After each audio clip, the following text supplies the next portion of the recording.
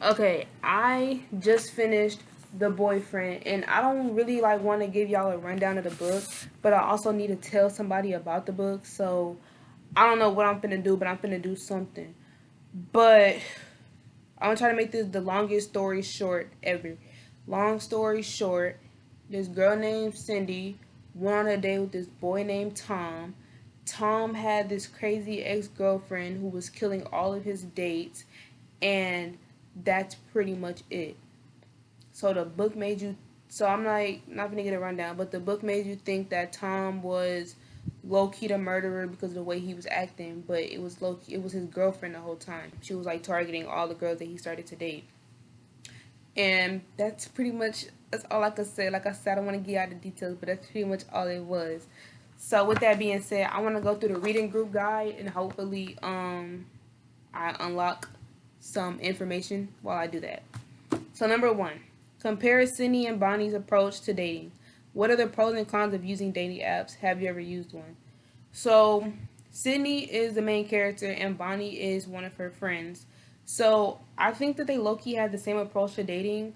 They both were on the Cinch app, which is the dating app that they use. They were both on that app and they both went on excessive dates. So I think it was pretty much the same. I feel like they both look for the same thing, just their other half. So I don't really know what the contrast would be. I think the pros of a dating app is that it's kind of like easily accessible, just like social media in general is. It's easily accessible, and you can kind of nitpick like, oh, he cute, I could text him, versus like you seeing a cute person along the way, and it's like you can't really interact with them. And then the cons of that is that they could just lie. Have I ever used one? No. Two, is Slug a good person? Why do you think he and Tom stick together? So boom, Slug is Tom's best friend. They are the one of the two male characters in the book. Tom is who Sydney ended up dating or whatever, and Slug was just his best friend. So Slug wasn't a good person in the book. Slug was a peeper, a peeping Tom. They said in the book that he used to go around town and look in girls' windows. So that was the number one weird thing he did. But he also was very comfortable with killing people, or maybe not killing people, but disposing bodies of dead people. So he wasn't a good person in the slightest. Good friend, sure. Good person, no. I think he and Tom stick together because they were like the kind of the outcast. Like nobody liked Slug for obvious reasons. He ate bugs when he was younger, and then Tom just said that he never really fit in with people. So that's why when they became friends, they became best friends. So I think the only reason why they even stuck together was just because that's the only people that they had. Like aside from Slug, the only person that Tom had was his girlfriend. So and Slug literally didn't have nobody else. Like not even his parents. He didn't have nobody. So that's the only reason why I think they stuck together because they kind of just been best friends for so long. Three, after Bonnie's murder, it becomes apparent to Jake that a serial killer is on the loose. Who are the killers? What is the killer's MO? What do they seem to target and why? I don't know what MO means, but Jake is Sydney's ex boyfriend and he's a police officer or like the chief police officer or whatever. So the killer's MO, I don't know why they asking that, like it's not very obvious. But the killer targeted girls that kind of shared similarities. Well, they said that the most recent victim and then the victim before that shared similarities. So I think that was their MO, if that's what the MO is. And who do they seem to target and why? The killer seemed to target, like I said, girls, middle-aged girls. Um, why? I mean, if I want to tell you why, I'm just gonna spoil it. So I am gonna spoil it. Why? Because they were dating the same person. They were all dating the same person. Not at the same time. They were just dating the same person. Four. Why does Allison hate Tom so much? Are her feelings justified? So you already know who Tom is. Allison is the best friend of Tom's girlfriend, and she just doesn't like Tom. So I think she doesn't like Tom because I don't really know. I think she's always hated Tom, but if she did always hate Tom, then I would say it's just because she probably feels like he's out of his girlfriend's league. And if she only started like disliking Tom during like high schoolish, then I would say it's just because he seems weird and like off putting. Like I guess she hates him for any other reason. Um, but yeah. I think her feelings are justified based off of the other thing that I know. Her feelings are definitely justified. Maybe not in the beginning, like I said, if she just disliked them for no reason, then yeah, that's not justified. But in the future, her feelings are definitely justified. 5.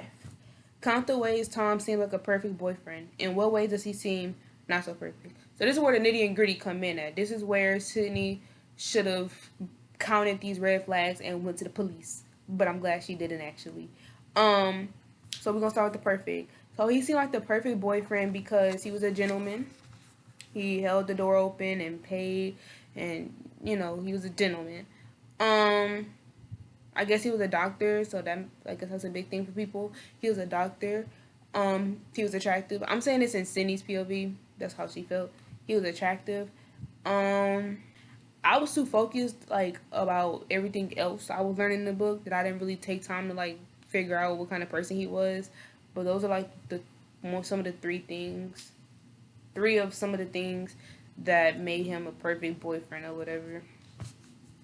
In what way does he seem not so perfect? Now, I'm gonna flip between what I think made him not so perfect and what she thought was not so perfect. But generally, obviously, his fascination for blood. I don't know if I told you that, but he has a fascination of the human body, and a big part of that is blood. So he gets aroused. I think I'm not really sure, but he likes blood. So that makes you a not perfect boyfriend, obviously. Um, some other things he did that were huge red flags was that he lied about his last name. So he lied about his last name, but he eventually came forward about his last name. But he lied about his last name initially. He had now the things that he do are justified in the end, but from an in the moment POV, these would make him red. These would make red flags. He had Sydney's contact on a burner phone, so like he had a burner phone that was just for her. Like it was nothing else on that phone. He lied. I believe he lied about where he was a doctor at or something. Like he said NYU, but then he confessed that it was a whole nother a whole nother like medical center or whatever. So those are some of the things that I could think of. I can't think of anything else. But yeah. 6. Sydney can help but feel unsettled around Randy. Why is that? So in the end, okay, so Sydney felt unsettled around Randy. I forgot about that. So she felt unsettled around Randy, and Randy is Gretchen's boyfriend. And I haven't said who Gretchen was, but Gretchen was also Sydney's friend. So Gretchen and Sydney and Bonnie all knew each other. They were both Sydney's friend. So Gretchen and Randy were dating. So Randy was like a super. They called him a super of the apartment complex or whatever. So he like fixed things in the apartment complex, and he was dating Gretchen. So that means that he had keys to like everybody apartment. Um. So honorable mention: Bonnie is someone who ended up dying, but Bonnie always felt creeped out around him, and Sydney never really understood why. She was like, he seems generally a good person. I mean, Gretchen likes him, so why shouldn't we? Um, but it turns out that he was actually a pervert. I don't remember, even though I just read it like 30 minutes ago. But it turns out he was a pervert, and I guess he would go inside the tenants like apartment when they weren't home and like go through their underwear and stuff like that. So he was a creep, and yeah. Oh, and so Sydney said that Randy would sometimes look at her a little bit longer than he should, but not in like a I like you way, but like a different vibe. So she always felt that way, but she never like looked too much into it. Even after Bonnie said that she didn't really trust him either, she just kind of brushed it off. Um.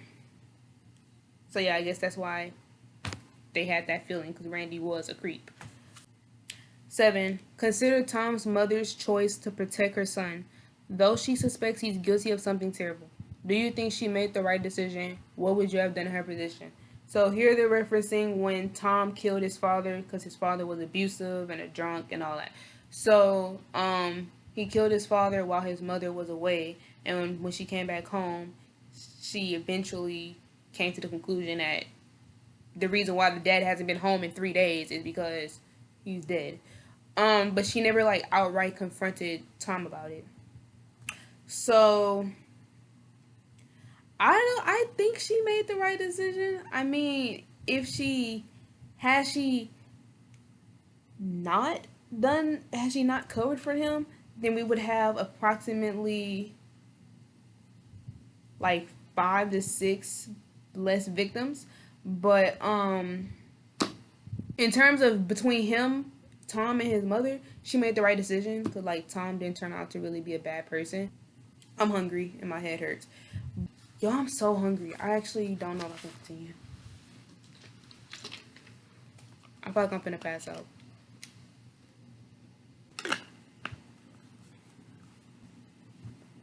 I should probably eat after this. I genuinely felt like I was finna pass out.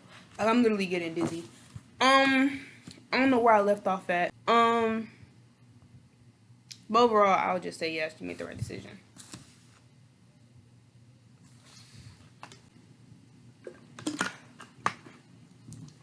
Oh, I feel so lightheaded. I have to definitely eat. Let me hurry up. 8. This story is told between two perspectives and timelines. Did this make the read more suspenseful? Were you able to predict any of the twists? No, I was not able to predict any of the twists, but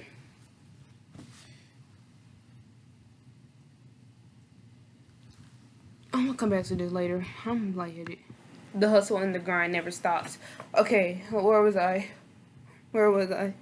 No, I was not able to predict any of the twists. I kept trying to predict it, and I've learned my lesson of not trying to predict this woman books because clearly I'd be way off track. Oh, I think the two switching between the two perspectives made it way more suspenseful because they're like every time we got closer to the end of the book and we switched back to Tom's POV, I was just like, what could we possibly learn about this dude in high school? You know, like by the end of the book, we were still switching back to Tom's POV, but Tom's POV was only ever in high school. Like it wasn't like his POV during, his mid-30s like where we are with Sydney.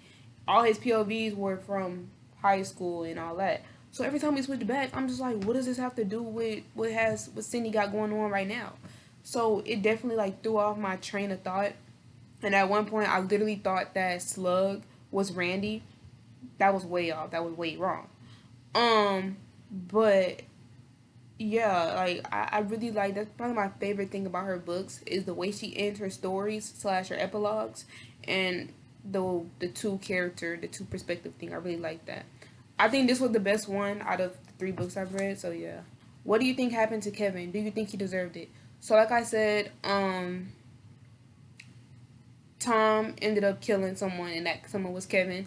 Kevin was the person that she went on a date with at the beginning of the book, and he was an overall terrible date, and he was an even terribler date when he tried to like attack-ish Sydney. He was like trying to kiss her and all that. So yeah.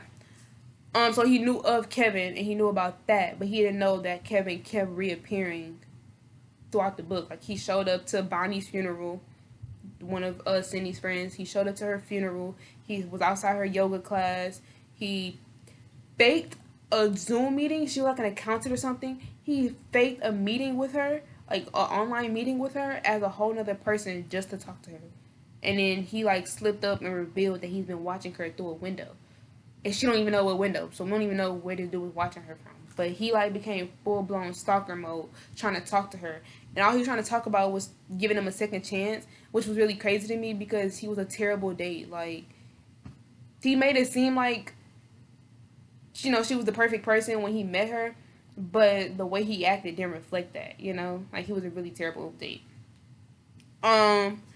So I don't know what exactly happened to Kevin because in the end, once Tom and Sydney like broke up and whatever, he like ended up sending her a letter one day, and it had a piece of hair in it, which was Kevin's hair, and then like a note that was like, I don't know what the note said, but he did all that. So obviously he had to kill Kevin in order to get that piece of hair. So I think he did that, especially because that's what the other murderer does. So the other murderer, I haven't said her name this whole time somehow, but Daisy was, or did I? Daisy was Tom's girlfriend, and then they broke up once he found out that Daisy was crazy and was killing everyone. She killed Allison, which was her best friend, killed Slug, which was Tom's best friend, and then killed Brandy, which was a girl that Tom was seeing. So we see the connection, right? Um, so yeah, so then she also ended up killing three of Bonnie's dates in the future, or in the book, or in their adult life. So she would kill them and then take a piece of hair out of their scalp. So I think he probably just took after that and killed Kevin and then took a piece of his hair out. Um, do I think he deserved it? Yes, because you were literally a stalker. Well, I don't know. Deserved it is strong. He was a stalker, but maybe not deserve to die. I mean, when you think about it, it's like you usually don't resort to like death as people's punishment most of the time. So it's kind of weird to say that, but at the same time, it's just like, I mean, you didn't, and I'm not opposed to that idea, but would I have done that? No. You know what I'm saying? Like, would I have preferred for you to die? No. But at least you can't stalk nobody else now, right? I mean, I guess. But jail definitely could have been an option. We could have just said that he was a stalker or something, which I don't know how much they would have done. Because he didn't actively do anything to Sydney. He just stalked her. And I'm getting lightheaded again, so thank God it's the last question. Number 10, discuss Sydney's future. Then discuss Tom's future. Do you think each are happy? So Sydney's future is basically look like it's gonna be her and Jake, her ex-boyfriend, who's a chief police officer, and they dated before, like I just said, ex. But the only reason why they broke up was because he was like a workaholic and he prioritized his work over her. But he's kind of making it his duty now to learn how to balance between her and work. Mainly because he wants to ensure that she's safe with all she's been through. So he's been around more since the whole incident and all that. So, yeah, I think they'll work it out in the future, and I think they'll eventually get back together. They're kind of creeping through that right now. They're kind of starting that. So I think they'll just get together and they'll hopefully work out in the end. So I think their future's good.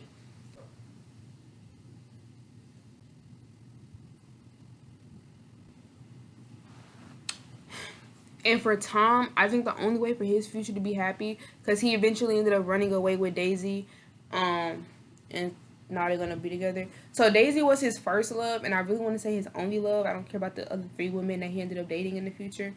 I think that she was his one and only love. Like he loved her since a youngin, and they only started dating in high school, and it didn't even last that long.